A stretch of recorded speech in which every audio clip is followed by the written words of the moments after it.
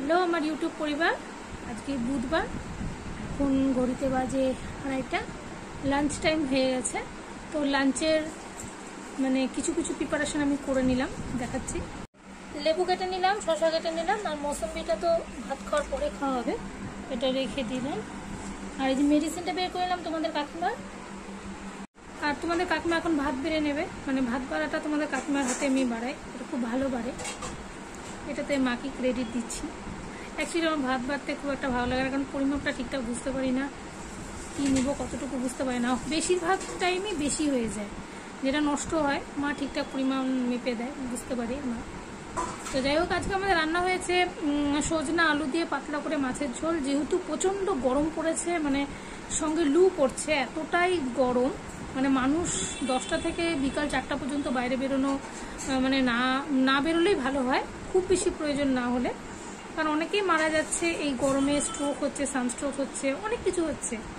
তো যতটা মানে লাইট খাওয়া যায়। তো আজকে মাছের ঝোল করেছে রুই মাছ, সজনা আলু দিয়ে, পটল আলুর তরকারি আর পটল ভাজা, প্লেন রান্না। মা এখন খাবারটা বেড়ে নিচ্ছে।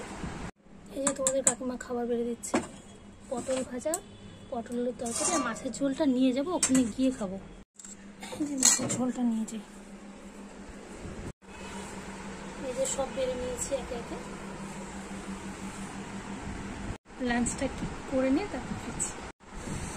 কি ঝাল হয়েছে আজকে ঝোল, আমি বুঝতে পারিনি আসলে। গতকাল না পরশুদিন বাজার থেকে যে লঙ্কাগুলো নিয়ে এসেছি, এত যে ঝাল বুঝতে পারিনি। আর আমি একটু ঝাল ঝোল পছন্দ করি, খুব বেশি মানে কম ঝাল হলে ভালো লাগে না, তো এতটা ঝাল হয়ে যাবে বুঝতে পারিনি। আমি তো খেয়ে নিলাম, আর তোমাদের কাকিমা খেতে পারছেন না, বলে তুই বেশি করে ঝাল দিয়েছিস, তুই সব খাবি।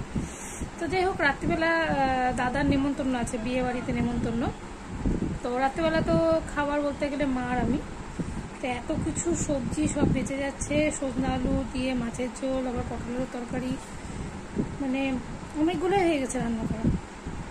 যাই হোক, আমাকে বেশি করে খেতে হবে, যেহেতু বেশি করে লঙ্কা দিয়ে ফেলেছি, এক্সেস ঝাল হয়ে গেছে আজকে রান্না। আমার তো খাওয়া শেষ, তোমাদের কাকিমার খাওয়ার ফিনিশিং টাচ চলছে। যে মৌসুম্বিগুলো একটু আলাদা করে নিই, আমি ওগুলোই কেটে দিই, 4টা মৌসুম্বি কেটেছি, তোমাদের কাকিমা আবার বেশি খেতে চায় না।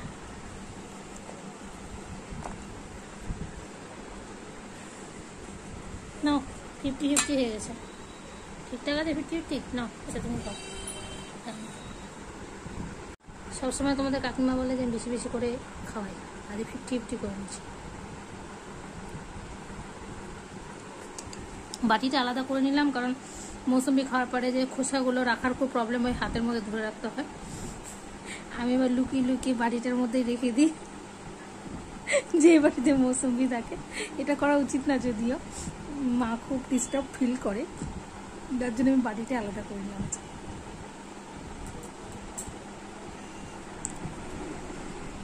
আমার মৌসুম্বি খাওয়া ফিনিশ, তোমাদের কাকিমার এখনো চলছে, রানিং আছে।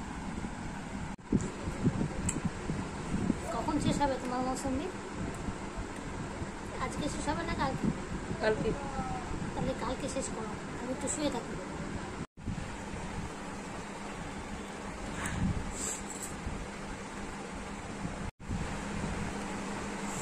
চলে এলো দুপুরবেলা ঘুমানোর টাইম, তোমাদের কাকিমাও রেডি।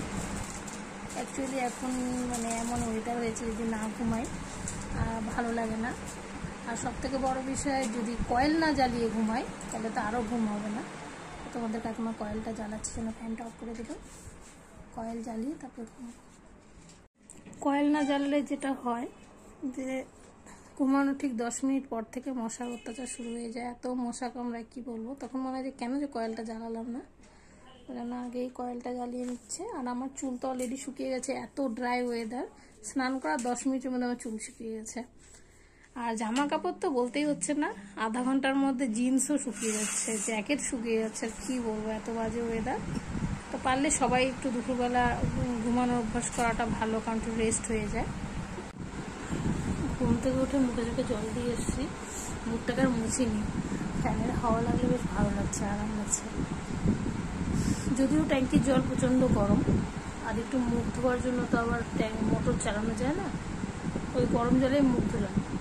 আর এখন ফ্যানের নিচে বসে থাকলে বেশ আরাম লাগছে, তাই জন্য বসে আছি। অনেকটা জল শুকিয়ে গেল, আর অল্প জল আছে চোখের সাইড থেকে। দুধ জাল করতে বসিয়ে দিয়েছি, আর এদিকে মাছের ঝোলটাও জাল করতে বসিয়ে দিয়েছি। তারপরে এই যে চায়ের সব কিছু সরঞ্জাম রেডি করে নিয়েছি।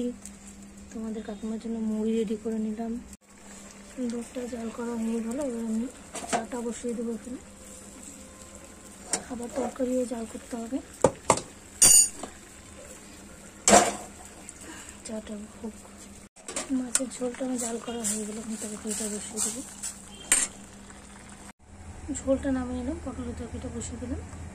এদিকে চায়ের জলটা কেবল ফুটছে, একটু ফুটে গেলে চাটা দিয়ে দেবো, যেহেতু লাল চা বানাবো। আমার চা করা রেডি। মাঝের মতো মুড়ি না, আমাদের বিস্কুট।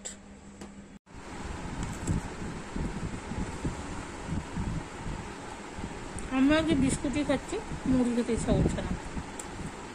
তোমাদের কাকিমা এখনো মুড়িতে হাত দেয়নি। তুমি মুড়ি দিয়ে খাও, বিস্কুট দিয়ে খাও। টিফিন করে পিচ্ছি। এতক্ষণ ধরে টিভি দেখছিলাম, টিভি দেখতে দেখতে দেখি 9টা বেজে গেছে। আজকে আর আমার ব্লগটি বাড়াচ্ছি না, আজকের ব্লগটি এখানে শেষ করছি। সবাইকে গুড নাইট অ্যান্ড টাটা। দেখা হচ্ছে নেক্সট উইক।